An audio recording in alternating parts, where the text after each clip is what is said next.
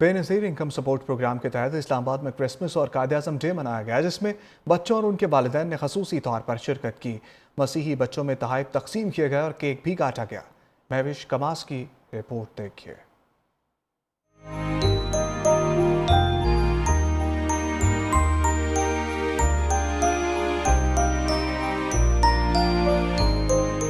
بے نظیر income support programme کے زیر اہتمام ایک خصوصی تقریب منعقد ہوئی، جس میں مسیحی بچوں اور اہل خانہ نے شرکت کی۔ تقریب کے دوران کرسمس اور قائد اعظم ڈے منایا گیا۔ بچوں میں تحائف تقسیم کیے گئے اور خوشی کے لمحات کو یادگار بنانے کے لیے کیک کاٹا گیا۔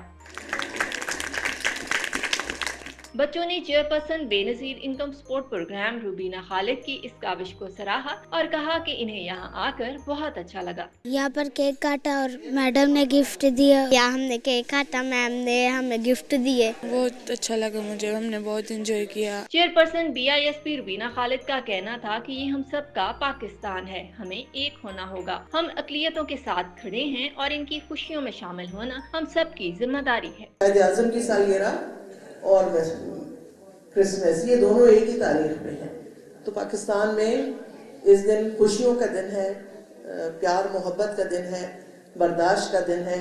ایک دوسرے کو برداشت کریں، ایک دوسرے کو سپورٹ کریں، ایک دوسرے کا سہارا بنیں۔ BISP کی جانب سے اس تقریب کو اقلیتوں کے حقوق اور قومی یکجہتی کی جانب ایک مثبت قدم قرار دیا جا رہا ہے۔ کیمرہ مین نوید کیانی کے ساتھ مہوش کماس 365 نیوز اسلام آباد۔